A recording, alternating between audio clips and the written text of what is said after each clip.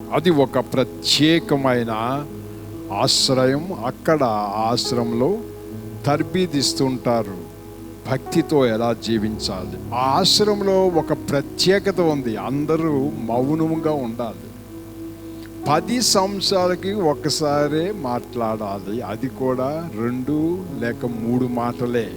ఆశ్రమంలో ఉన్న ఒక యవనస్తుడు 10 సంవత్సరాలయ్యాక వాళ్ళ గురువు గారు అడిగారు, అరే ఇప్పుడు మాట్లాడు. 10 సంవత్సరాల ఆశ్రమంలో ఉన్నాక వాడు మాట్లాడింది, మంచం చాలా గట్టిగా ఉందండి, పరుపు లేదు అన్నాడు. ఆహా, ఓకే, అయిపోయింది.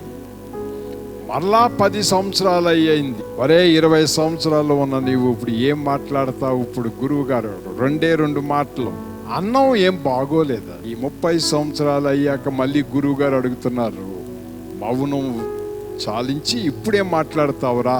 నేను పారిపోతానండి. ఆశ్రయంలో ఉంటూ నేర్చుకుని అనుభవించి చెప్పగదలుచుకున్న మాటలు ఏమిటంటే అన్నీ నెగటివే, అనుకూలమైనది ఏది లేదు, ప్రతికూలం.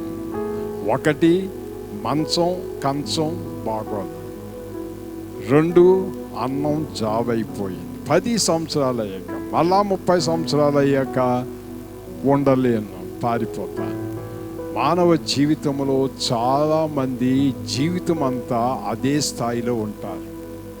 కృతజ్ఞత, దేవునికి స్తుతులు చెల్లించడం అనేది తక్కువ. 90% ప్రపంచం దేవుని ఎడల కృతజ్ఞత లేనివారే.